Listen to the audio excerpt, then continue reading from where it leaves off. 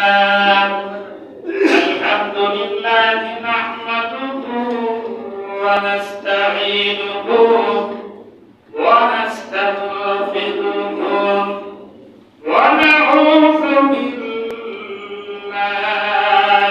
من شرور أنفسنا ومن سيئات أعمالنا من يهده الله فلا مضل له ومن يضلل فلا هادي له ونشهد أن لا إله إلا الله وحده لا شريك له ونشهد أن سيدنا ومولانا محمدا عبده ورسوله أما بعد فقد قال الله تعالى في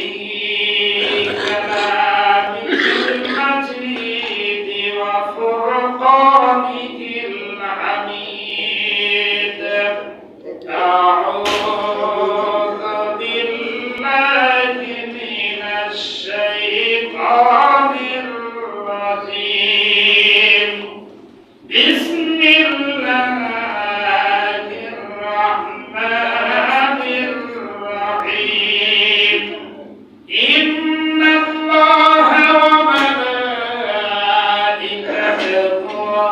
يصلون على النبي يا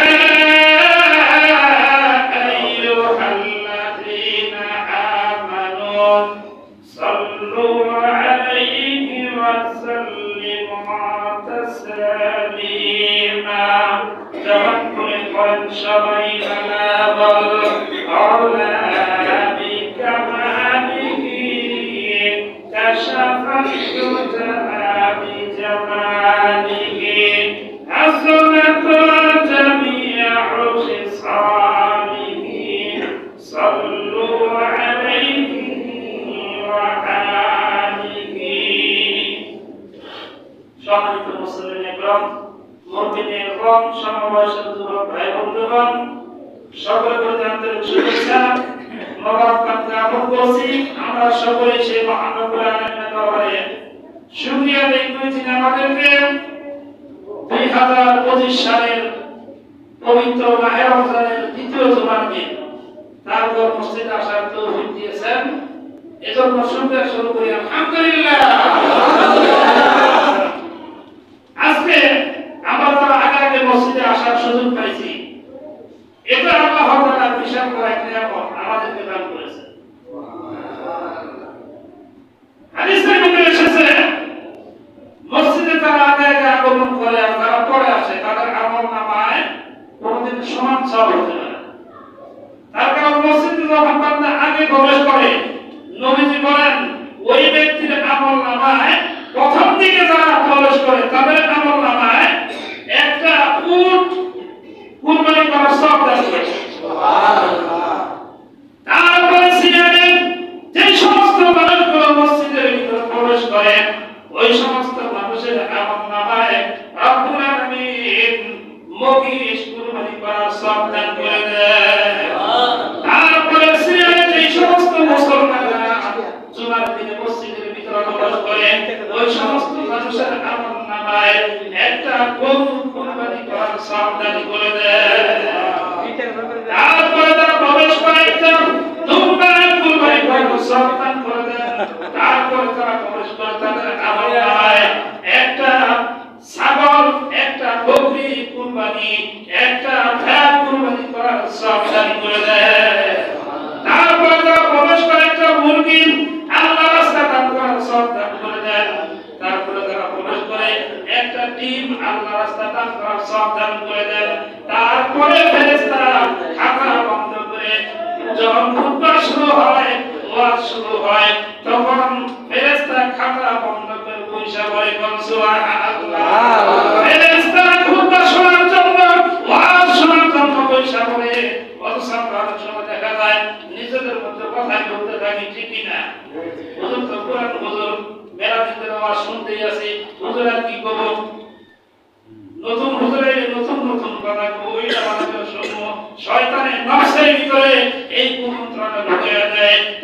সে মনোযোগ সহকারে দিনের কথা শোনে না, যার কারণে ওয়াজ শুনে ঠিকই ওয়াজে কোনো ফায়দা হয় না, ঠিক না? এজন্য প্রাণের বন্ধুগণ আমার বলতেছিলাম, আল্লাহ আমাদেরকে আগায় আসার তৌফিক দিয়েছেন। এজন্য শুকরিয়া জবান থেকে আদায় করলে কে খুশি হবে? আল্লাহু আকবার। আওয়াজ দিয়ে শুকরিয়া শুরু করি, আলহামদুলিল্লাহ।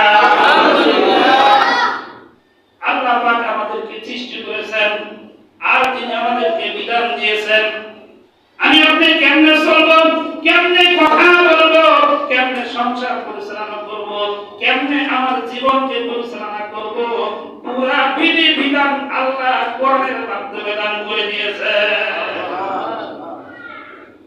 এমন কোন বিধান নাই, এমন কোন নিয়ম নীতি নাই যেটা কোরআনের ভিতরে আল্লাহ উল্লেখ করে নাই, নবীর মাধ্যমে বাস্তবায়ন করে দেখায় দেয় নাই। তার মানে হলো তুমি যদি চাও তোমার জীবনকে কোরআন অনুসারে গঠন করে চলবা, তাহলে নবীর জীবনের দিকে তাকাও।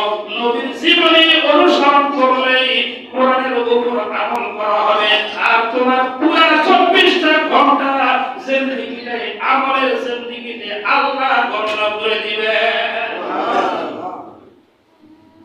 এজন্য অনেক ইবাদত আছে, যেই ইবাদতগুলো শরীরের সাথে সম্পর্ক, অঙ্গ প্রত্যঙ্গের সাথে সম্পর্ক, যেমন নামাজ হলো বড় ইবাদত, শরীরের সাথে সম্পর্ক, জবান ঠিক কিনা? তারপরে মানুষকে উপকার করা, হাত দিয়া হাতের সাথে সম্পর্ক, মানুষকে ভালো কথা বলে উপকার করা, এটা জবানের সাথে সম্পর্ক, জবানের ইবাদত। নবীজি বলেন, কেউ যদি কাউকে হাসি মুখে কথা বলে, তাও আল্লাহ তার আমলনামায় সদকা করার সওয়াব দান করে দেয়। শরীরের প্রত্যেকটা অঙ্গ প্রত্যঙ্গের সাথে ইবাদত রয়েছে, এগুলো হলো শরীরের ইবাদত। আবার কিসের ইবাদত আছে? জান এবং মাল দুইটাই ব্যবহার করতে হয়। যেমন সামনে আসতেছে হজের মৌসুম, কিসের মৌসুম? হজের মৌসুম। হজের মৌসুমে হজ করতে গেলে শরীরেরও কষ্ট আছে, পেরেশানি আছে, আবার মালেরও খরচ আছে। তার মানে মাল এবং জান দুইটার ইবাদতই হলো হজের মাধ্যমে। তারপরে সবচাইতে বড় ইবাদত যেটা মালের দ্বারা হয়ে থাকে, সেটা হলো যাকাত। যাকাত এমন একটা ইবাদত, যেই ইবাদত মৌলিক ইবাদতের ভিতর নবী করেছেন। নবী যখন কোন সাহাবীকে যুদ্ধের জন্য পাঠিয়ে দিতেন, আর তাদেরকে বলে দিতেন যে তোমরা কাফেরদের সঙ্গে ততক্ষণ পর্যন্ত যুদ্ধ চালাইবে, ততক্ষণ পর্যন্ত যুদ্ধ বন্ধ করবে না, যতক্ষণ পর্যন্ত তারা ঈমান গ্রহণ না করবে, যতক্ষণ পর্যন্ত তারা 5 ওয়াক্ত নামাজ আদায়ের প্রতিশ্রুতি না দিবে, যতক্ষণ পর্যন্ত তারা যাকাত আদায় করতে স্বীকার না করবে। তার মানে হলো ঈমানের পর দুইটা ইবাদত হলো বড় ইবাদত, নামাজ আর হলো যাকাত। যার কারণে কোরআনে কারিমে 6,666 আয়াতের ভিতরে প্রায় 80 জায়গায় আল্লাহ নামাজের কথা বলেছে, 32 জায়গায় যাকাতের কথা বলেছেন, আবার অনেক জায়গায় নামাজ আর যাকাত একত্রিত করে বলেছেন। আকিমিস সালাতা ওয়া আতুস যাকাত, তোমরা নামাজ পড়ো আর যাকাত আদায় করো। কার হুকুম? আল্লাহর। সবার কার হুকুম? আল্লাহু আকবার। আল্লাহর হুকুম হলো ঈমান গ্রহণ করেছো তো দুইটা আমল মৌলিক, তোমাকে আদায় যদি না করো তুমি নামে মুসলমান থাকবে, কিন্তু আল্লাহর খাতায় মুসলমানের কাতারে তোমার নাম থাকবে না। তার মানে ঈমান গ্রহণ করার পর এক নাম্বার হলো নামাজ। এই নামাজের নামটা কি? হাদিসের ভিতরে বিশ্বনবী বলেন, যে সমস্ত মানুষগুলো 5 ওয়াক্ত নামাজ কায়েম করে আদায় করেন, 5 ওয়াক্ত নামাজ সঠিক সময় মতো আদায় করবে, ওই সমস্ত মানুষের জন্য নামাজ হাসরের কঠিন ময়দানে নামাজ তার জন্য নূর হবে। শুধু তাই নয়, নামাজ হিসাবের সময় তার জন্য এরকম ভাবে দলিল হবে, আর নামাজ তার জন্য নাজাতের কারণ হয়ে যাবে। আর তার নামাজ ঠিক থাকবে না, 5 ওয়াক্ত নামাজ ঠিক মতো পড়ে না, খালি সুবহানাল্লাহ কয়েক ধরনের, ঠিক কিনা? একটা হলো 100 আলী মুসল্লি, আরেকটা হলো শুধুমাত্র 70 আলী মুসল্লি, আরেকটা হলো জুমার নামাজ পড়ে, আরেকটা হলো ঠিকা নামাজ পড়ে। বুঝলেন নাই? এক জায়গায় দাওয়াত খাওয়া গেছে অথবা জামাতে গেছে, সবাই নামাজ পড়ে, আমি না পড়লে কেমন দেখা যায়। বিয়ার দাওয়াতে গেছি, মুসল্লিরা সবাই নামাজ পড়ে, আমি নামাজ না পড়লে কেমন দেখা যায়। ঠিকা বলছে, ঠিকা নামাজ পড়ে, ঠিক কিনা? আর যারা 100 মুসল্লি, এদের নামাজ না পড়লে ঘুমেই ধরে না, ভালোই লাগে না, শরীরের ভিতরে জ্বালা শুরু হয়ে যায়। কখন নামাজ পড়বো তো আমার শরীরটা শান্তি হয়ে যাবে। এজন্য নবীজি বলেন, যারা 5 ওয়াক্ত নামাজের পাবন্দি করবে না, তাদের জন্য কোন নূর থাকবে না হাসরের কঠিন ময়দানে, তাদের জন্য হিসাবের সময় কোনো দৈর্ঘ্য থাকবে না, তাদের জন্য নাজাতের কোনো উসিলাও থাকবে না, কোনো কারণও থাকবে না। ফেরাউন, হামান, বড় বড় কাফের, এদের সঙ্গে তারা হাসর হবে। জোরে নাউজুবিল্লাহ। আল্লাহ আমাদেরকে হেফাজত করেন, বলেন আমিন। আমিন। তার কারণ নবীজি হাদিসের ব্যাখ্যা করতে গিয়ে বলেছেন, ফেরাউন রাষ্ট্র পরিচালনা করার জন্য সেরকম ভাবে সংসার পরিচালনা করার ক্ষেত্রে সময় দেওয়ার কারণে সে আল্লাহর হুকুম থেকে দূরে সরে থাকছে, আল্লাহর মানতে পারে নাই। এজন্য রাষ্ট্র পরিচালনা করতে যাইয়া কেউ যদি আল্লাহর হুকুম বাদ দেয়, ওই সমস্ত মানুষের হাসর হবে ফেরাউনের সঙ্গে। আর ফেরাউনের মন্ত্রী ছিল হামান, সে মন্ত্রীগিরি করার কারণে, সেরকম ভাবে মাতাত্মরি করার কারণে, বুদ্ধিজীবী হওয়ার কারণে মন্ত্রীর তো বুদ্ধি দেয়, ঠিক কিনা? সে আল্লাহর হুকুম থেকে দূরে সরে গেছে। এজন্য কেউ যদি এরকম আল্লাহর হুকুম থেকে দূরে সরে যায়, তার হাসর হবে হামানের সঙ্গে। আর কৃপণতা করার কারণে যে সমস্ত মানুষগুলো যাকাত দিতে পারে না, কৃপণতা করার কারণে যে সমস্ত মানুষগুলো আল্লাহর ইবাদত থেকে দূরে সরে থাকে, ওই সমস্ত মানুষের হাসর হবে কারণের সঙ্গে। এজন্য এই সমস্ত জাহান্নামী ব্যক্তিদের কাতার থেকে আল্লাহ আমাদেরকে নাজাত দান করেন, বলেন আমিন। আমিন। আমাদের বন্ধুগণ, আমার যাকাত প্রসঙ্গে কোরআন কারীমের সূরা তাওবার 35 নম্বর আয়াতের ভিতরে রব্বুল আলামিন বলেন, যে সমস্ত মানুষগুলো যাকাত ফরজ হওয়ার পরেও যাকাত আদায় করে না, ওই সমস্ত মানুষের শাস্তি সম্পর্কে আল্লাহ বলতেছেন সূরা তাওবার 35 নম্বর আয়াতের ভিতরে, ওয়াল্লাযীনা ইয়াকনিজুনা আয-যাহাবা ওয়াল ফিদ্দাতা ওয়া লা ইউনফিকুনাহা ফি সাবিলিল্লাহি ফাবাশশিরহুম বিআযাবিন আলীম। এই সমস্ত মানুষের উপর যাকাত ফরজ হয়েছে, অথচ যাকাত আদায় করে না, ও নবী আপনি বলেন তারা যেন কঠিন যন্ত্রণাদায়ক শাস্তির জন্য অপেক্ষা করে। বলে কেমন শাস্তি হবে?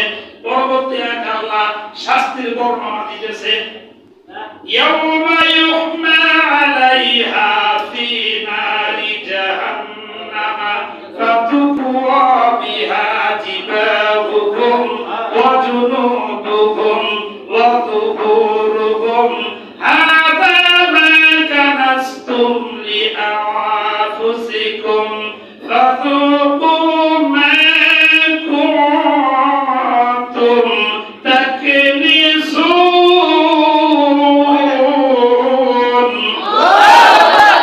যে সমস্ত মানুষের উপর যাকাত খরচ হইয়া গেল অথচ যাকাত আদায় করলো না, এদের শাস্তি হবে ওই সম্পদগুলোকে একত্রিত কইরা জমা কইরা সিলমোহর তৈরি করা হবে, আর তার কপালে, তার গালে, তার পাথরে, তার পিঠে, তার শরীরের বিভিন্ন জায়গায় সেক দেওয়া হবে, উত্তপ্ত কইরা তারপরে সেক দেওয়া হবে।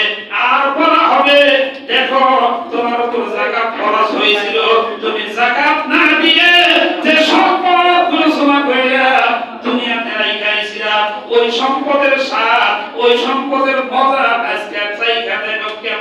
থাকে। তবে যারা যাকাত আদায় করবে তারা এই শাস্তির মধ্যে পড়বে না। আল্লাহ আমাদেরকে হেফাজত করেন, আওয়াজ দিয়ে বলেন আমিন। যাকাত দেওয়ার পর যদি সম্পদ সন্তানের জন্য থাকে, পরিবারের জন্য থাকে, ভবিষ্যতের জন্য থাকে, ওই সম্পদ আল্লাহ তার পরিবারের কল্যাণের জন্য উসিলা বানায় দিবে। আপনি যাকাত না দিয়ে সম্পদ জমা করে রেখে গেলেন, ওই সম্পদ সন্তানের কাছে নাও লাগতে পারে, ঠিক কি না? অনেক সময় সন্তানের জন্য সম্পদ জমা করে রেখে গেলেন, কিন্তু ওই সম্পদ সন্তান ভোগ করতে পারে না, বরঞ্চ সন্তানের জন্য মুসিবতের কারণ হয়। গাঁজা খায়, ফেনসিডিল খায়, হিরোইন খায়, যত ধরনের অবৈধ গুনাহের কাজ আছে, বিশেষ করে বর্তমানে জিনা ব্যভিচার বাইরে গেছে, ঠিক কি না? কয়েকদিন আগে বরগুনায় মাত্র 8 বছরের শিশু সন্তান সুমাইয়া, সে তার বোনের বাড়িতে বেড়াইতে গিয়েছিল। বোনের বাড়িতে বেড়াইতে গেছে, মেহমান সম্মান করবো তো দূরের কথা, মেহমান যখন ঘরে আসে নবীজি বলেন আল্লাহর রহমত নিয়ে আসে, কোন সুবহানাল্লাহ। অথচ উল্টা তার উপর বাঘের মতন হিংস্র কুকুর প্রাণীর মতন আক্রমণ চালাইলো, যার কারণে তার অবস্থা কি হলো? হাসপাতালের বেডের ভিতরে ইন্তেকাল করলো। জোরে বলেন নাউজুবিল্লাহ। মায়ের শাস্তি যদি চালু থাকতো আমাদের দেশে, তাহলে এদের শাস্তি হতো সরাসরি মৃত্যুদণ্ড, সরাসরি মৃত্যুদণ্ড। আমরা দোয়া করি আল্লাহ আইন চালু করে দেন, মানুষকে নিরাপত্তা দান করেন, বলেন আমিন। কোরআনের আইন চালু হলে মানুষের নিরাপত্তা বাড়বে না কমবে? বাড়বে। আল্লাহ বলেছেন, কে বলেছেন? আল্লাহু আকবার। আল্লাহ বলে দিয়েছেন শাহরু রমাদান আল্লাযী উনজিলা ফীহিল কুরআনু হুদাল লিন-নাস।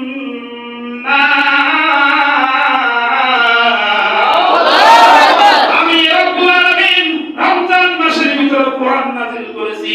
কি জন্য নাযিল করলাম? হুদাল লিন-নাস, তাম পৃথিবীর সমস্ত মানুষের শান্তির জন্য, মুক্তির জন্যই আমি আল্লাহ কোরআন নাযিল করেছি। প্রাণের বন্ধুগণ আমার, যাকাত, আমি আপনি যাকাত দিতে কষ্ট বোধ করি, তার কারণ হলো আমরা কোরআনের বিধান জানি না বিদায়। তার কারণ সম্পদ দিয়েছেন আল্লাহ, এটা আমাদের প্রতি আল্লাহ অনুগ্রহ করেছেন। সম্পদ আমার শক্তির বলে জোগাড় হয় না, সম্পদ আমার বুদ্ধির বলে হয় না, সম্পদ আমার জ্ঞানের বলে হয় না। সম্পদ যদি আমার বুদ্ধির বলে হতো, তাহলে পৃথিবীর ভিতরে যে সমস্ত মানুষগুলো সবচাইতে বুদ্ধিজীবীর কাতারে আছে, এরাই সবচাইতে ধনী হতো, এদেরই সম্পদের পাহাড় থাকতো, ঠিক কিনা? অনেক বুদ্ধিজীবী আছে, বুদ্ধি খুঁজাই পাই না, কেমনি ইনকাম করবো, ঠিক কিনা? সম্পদ যদি বেদের বলা হতো, শিক্ষার বলা হতো, তাহলে যারা বড় বড় ডিগ্রি নিয়ে বসে আছে এরাই সবচেয়ে বড় ধনী হতো, ঠিক কিনা?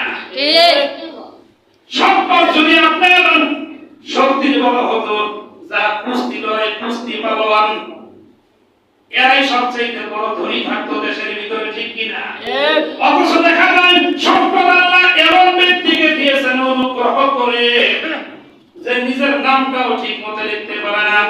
এমন মানুষকে আল্লাহ ফ্যাক্টরি মালিক বানায় দিয়েছেন, যার আন্ডারে শত শত শ্রমিক কাজ করে। এর মধ্যে এমন আছে বড় বড় ডিগ্রিধারী, বড় বড় বুদ্ধিজীবী আছে, ঠিক কিনা?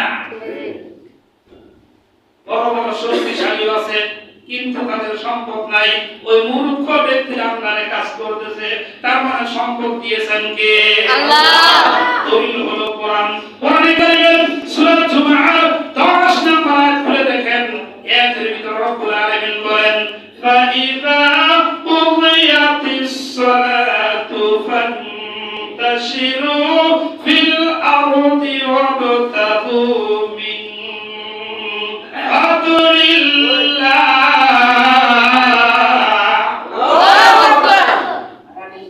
এ দুনিয়ার ঈমানদারেরা, তোমরা নামাজ পড়বে, নামাজ তার মানে আমার অনুগ্রহ সন্ধানে ছড়িয়ে পড়ো।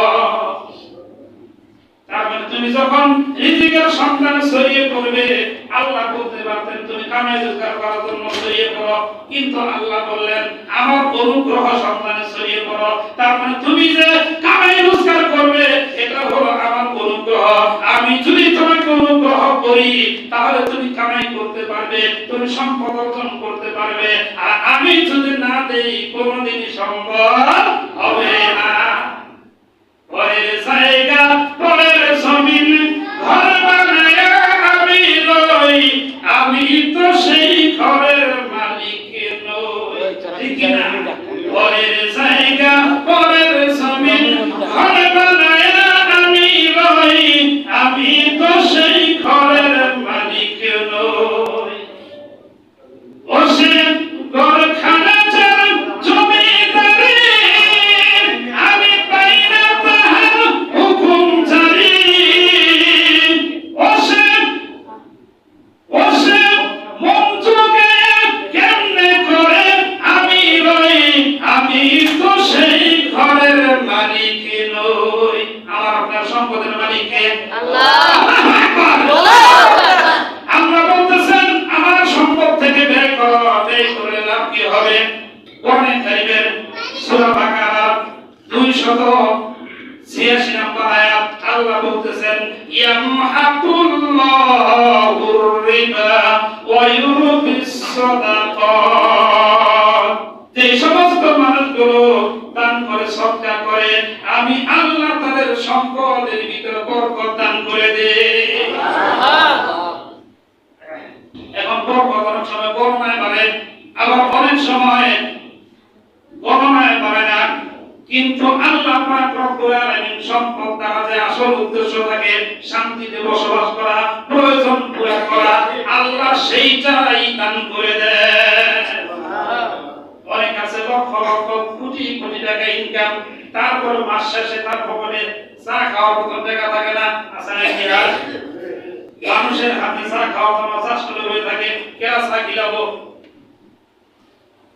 অথচ রিক্সা বানান সে কারো প্রতি ধান্দা করা লাগে না, দিনে না দিন খায়, তারপরেও তার মাস শেষে কিছু টাকা জমা থাকে। তার মানে অল্প ইনকামে বরকত দান করে দিয়েছেন কে? আল্লাহ বরকত দান করে দিয়েছেন। এজন্য সম্পদ আল্লাহর রাস্তায় ব্যয় করতে হবে। যাদের উপর যাকাত ফরজ তাদেরকে অবশ্যই যাকাত দিতে হবে। এখন প্রশ্ন হলো হুজুর কাদের উপর যাকাত ওয়াজিব হয়, কাদের উপর যাকাত ফরজ হয়ে যায়? যেই সমস্ত মানুষগুলো নেশাবে মালের অধিকারী হয়, অর্থাৎ 7.5 তোলা স্বর্ণ বা 52 তোলা রূপা এই পরিমাণ সম্পদের মালিক হয়, আর ওই সম্পদগুলো তার কাছে 1 বছর জমা থাকে, মালিক হওয়ার সঙ্গে সঙ্গে তার উপর ওয়াজিব হয়। আর 1 বছর জমা থাকার পর ওই সম্পদ যাকাত দেওয়া তার উপর ফরজ হয়ে যায়। বলে কতটুকু সম্পদ যাকাত দেওয়া ফরজ? বলে শতকরা 2.5 টাকা, তার মানে 40 ভাগের 1 ভাগ যাকাত দেওয়া ফরজ। অথচ আমরা এটাকে জুলুম মনে করি না। আপনি যখন যাকাত দিবেন আপনার সম্পদ পরিষ্কার হবে, পবিত্র হবে, সম্পদের হক আদায় হবে। এই সম্পদ আল্লাহ আপনার জন্য নাজাতের কারণ বানায় দিবেন। এই সম্পদ আমরা নিজের মনে করি, আসলে তো আমরা দিয়েছেন আল্লাহ। কে দিয়েছেন? নদীর পার ভাঙ্গে পার করে, এই তো নদীর খেলা। সকাল বেলা ধনী রে ভাই, ফকির সন্ধ্যা বেলা। ঠিক কি না? ঠিক। অনেকে দেখবেন ছোটবেলা আপনারা দেখছেন অনেক ধনী আছে, এখন তাদের দিন চলাই মুশকিল হয়ে গেছে। ঠিক কি না?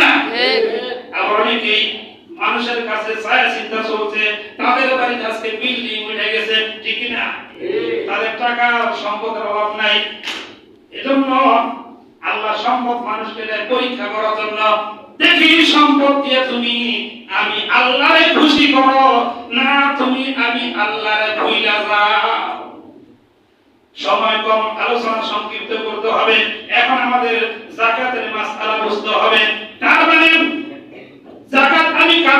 নম্বর, কাদেরকে দেওয়া যাবে না, যাকাত কিভাবে দিতে হবে। যাকাত বছর হিসাবে হিসাব করতে হবে, চন্দ্র মাস হিসাবে। ধরেন এই বছর রমজান মাসে দিলেন, আবার আগামী রমজানে আপনার হিসাব করে দিতে হবে। লামসাম যাকাত দিলে যাকাত আদায় হবে না। কিছু শাড়ি কিনা, কিছু লুঙ্গি কিনা, অনেক যাকাত দেন আলা ধনী ব্যক্তিরা সিরিয়াল ধরায় আর মোবাইলে ভিডিও কইরা সাংবাদিক খবর দিয়ে দেখায় যে অমুক গ্রামে অমুক ধনী ব্যক্তি যাকাত দিতেছে, হায় লম্বা সিরিয়াল রে, ঠিক কি না? কিন্তু সে যাকাত হিসাব করে দেয় নাই। হিসাব ছাড়া যদি যাকাত দেন দান হবে, কিন্তু যাকাত যে ফরজ, এই ফরজ আদায় হলো না।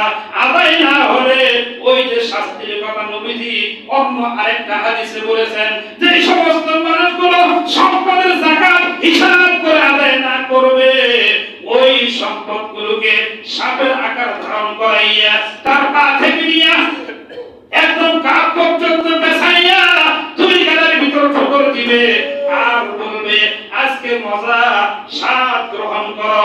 তুমি যে সম্পদ যাকাত না দিয়া জমা কইরা দুনিয়াতে রাইখাইছিলা, আমি হলাম সেই সম্পদ। তোমাকে কিয়ামত পর্যন্ত এইভাবে দংশন করতেই থাকবো।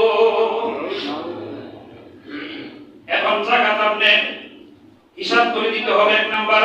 দুই নাম্বার হলো আপনার যাকাত কাদেরকে দিবেন, কাদেরকে দেওয়া যাবে না, এটাও জানতে হবে, ঠিক কি না? আপনার রক্তের যারা আছে, অর্থাৎ নিজের মা, নিজের বাবা, নিজের দাদা, নিজের দাদি, নিজের এরকম ভাবে রক্তের যারা আছে, এই সিরিয়ালে যাব পরদাদা পরদাদি, বলেন নাই একটারেও যাকাত দেওয়া যাবে না। যাকাত কাদেরকে দেওয়া যাবে আর কাদেরকে দেওয়া যাবে না? যাদের চলার মতন সামর্থ্য আছে, ওই সমস্ত মানুষদেরকে যাকাত দেওয়া যাবে না। যাকাত কাদেরকে দেওয়া যাবে? যাদের চলার মতো সামর্থ্য নাই, পরিবার চালানোর মতন কামাই নাই, ইতিম, অসহায়, মিসকিন, এদেরকেই যাকাত দেওয়া যাবে। তারপরে নিজের আত্মীয় স্বজনদের মধ্যে থেকে নিজের ছেলে, নিজের মেয়ে, মেয়ের জামাই, ফুফু, এরকম ভাবে যারা আছে সিরিয়ালে মেলা নাম্বার সিরিয়াল, পরবর্তী কাছ থেকে জানিয়ে নেবেন যারা যাকাত দিবেন তাদেরকে যাকাত দেওয়া যাবে। সরকার যদি যাকাত সঠিকভাবে বন্টন করে, তাহলে সরকারি ফান্ডেও যাকাত দেওয়া যাবে। এখানে দেখেন ইসলাম ফাউন্ডেশন একটা ক্যালেন্ডার বানানো আছে, এখানে সরকারি যাকাত ফান্ডে যাকাত দেওয়া হয়। আপনি ইচ্ছা করলে এখানে যাকাত দিতে পারবেন। তবে নবীজি বলেছেন, যারা এরকম ভাবে দ্বীনের কাজে যুক্ত আছে, এদেরকে যাকাত দিলে সওয়াব ডাবল হবে। একে তো দ্বীনি কাজে সহযোগিতা করার সওয়াব হবে, দ্বিতীয়ত যাকাত আদায়ের সওয়াব আল্লাহ দান করে দিবে। সুবহানাল্লাহ। মুফাসসিরগণ বলেছেন, এরা হলো তলেবে ইলম। যে সমস্ত মাদ্রাসায় লিল্লাহ বোর্ডিং আছে, বুঝতেছেন তো? লিল্লাহ বোর্ডিং আছে, ইতিম, অসহায় বাচ্চারা পড়ালেখা করে, তাদের চালানোর মতন, তাদের টাকা পয়সা দেওয়ার মতন লোকজন নাই, ওই সমস্ত লিল্লাহ বোর্ডিং এর মাদ্রাসা আপনি দান করতে পারবেন। বিশেষ করে আমাদের গোপালপুরের ভিতরে সবচেয়ে বড় মাদ্রাসা বরুনিয়া মাদ্রাসা, ঠিক কি না? তারপর আছে মজিদপুর মাদ্রাসা, এই সমস্ত মাদ্রাসায় আপনি দান করতে পারবেন। কিন্তু ছোট ছোট প্রাইভেট মাদ্রাসা আছে অনেক, এরা যদি যাকাত চায়, এদেরকে যাকাত দেওয়া ঠিক হবে না।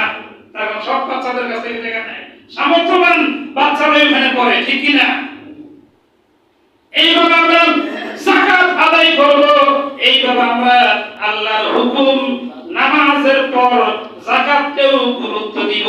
আল্লাহ আমাদের সবাইকে তৌফিক দান করেন, যারা বলেন আমিন। আমিন। এখন সামনে আজকে হলো 13 রমজান চলতেছে, ঠিক কি না? প্রত্যেকটা রমজানের আল্লাহ পাক রব্বুল আলামিন বিশাল বড় ফজিলত দিয়েছেন। যে ফজিলতগুলো যদি আমাদের সামনে থাকে, তাহলে যতই গরম পড়ুক না কেন, রোজা রাখা আর কষ্ট হবে না। 14 রমজানের রোজা যে সমস্ত মানুষগুলো রাখবে, আল্লাহর নবী বলেন কোরআনে কারিমে আল্লাহ তাআলা ঘোষণা দিয়েছেন ফালাহুম আজরুন গায়রু মামনুন।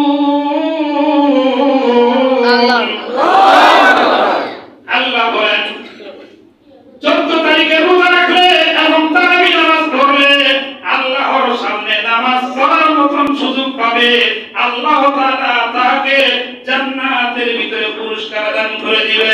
সুবহানাল্লাহ। অনেক নামাজি আছে লোক দেখানো নামাজ পড়ে, ওই সমস্ত মানুষদেরকে যখন বলা হবে তুমি কি খবর, আমার হুকুম কেমন মানছ, সে বলবে আল্লাহ 5 ওয়াক্ত নামাজ ঠিক মতো পড়ছি। তখন বলবো আমার সামনে একটু রুকু করে দেখাও, সে ওই দিন রুকু করতে পারবে না। ওই দিন তার কোমর রডের মতন শক্ত হয়ে যাবে, সে আর রুকু করতে পারবে না। সে বলবে আল্লাহ দুনিয়াতে তো অনেক রুকু করছি, অনেক সিজদা করছি, আজকে আমার কি হলো, আজকে কেন পারি না? তখন জবাব আসবে বান্দারে আমার জন্য করো নাই, এজন্য একটাও কবুল হয় না। আল্লাহ আমাদের নামাজগুলো কবুল করেন, বলেন আমিন। আমিন। 15 তারিখের রোজা যেই সমস্ত মানুষগুলো রাখবে আরশের ফেরেশতারা তার জন্য দোয়া করতে থাকবে, এর জন্য আল্লাহর আরশ কাঁপাইতে থাকবে। আল্লাহ বলবে ফেরেশতারা আর আমার আরশ কাঁপাইও না, আমি তার জীবনের সব গুনাহগুলো maaf করে দিলাম। সুবহানাল মুলকি সুবহানাল ইজ্জাতিল আযমাত। আমি আল্লাহর ইজ্জতের কসম, সম্মানের কসম, আমি আল্লাহ তাদেরকে maaf করে দিলাম। 16 তারিখের রোজাতে সমস্ত মানুষগুলো রাখবে, আল্লাহর ফেরেশতারা ফুলের মালা পরাইয়া তাদেরকে সম্মান কইরা জান্নাতে প্রবেশ করাইবে। সুবহানাল্লাহ। 17 তারিখের রোজা যেই সমস্ত মানুষগুলো রাখবে জান্নাতের ভিতরে ওই সমস্ত মানুষগুলো সবচাইতে দামি হবে যারা নাকি দামি মানুষের সঙ্গে জান্নাতে যাবে। সুবহানাল্লাহ। সবচাইতে দামি মানুষ নবীর পর হলো সাহাবায়ে کرام। নবীজি বলেন সাহাবীদের সাথে আল্লাহ তাদেরকে জান্নাতে ঢুকাইবে। সুবহানাল্লাহ। 18 তারিখের রোজা রাখলে আল্লাহ বলবেন হে আমার বান্দা তুমি পবিত্র থাকো, সুবহানাল্লাহ। আল্লাহ যদি কাউকে পবিত্র কইরা দেয় তার শরীরে কোনো গুনাহ থাকতে পারে? কোনো গুনাহ থাকতে পারে না। এরপরে যেই সমস্ত মানুষগুলো 18 তারিখের রোজা রাখবেন, 19 তারিখের রোজা রাখবে, আল্লাহ তাকে জান্নাতের ভিতর সবচেয়ে বড় জান্নাত, যেটা গত সপ্তাহে বলছিলাম নাম কি? জান্নাতুল ফেরদাউস। নাম কি?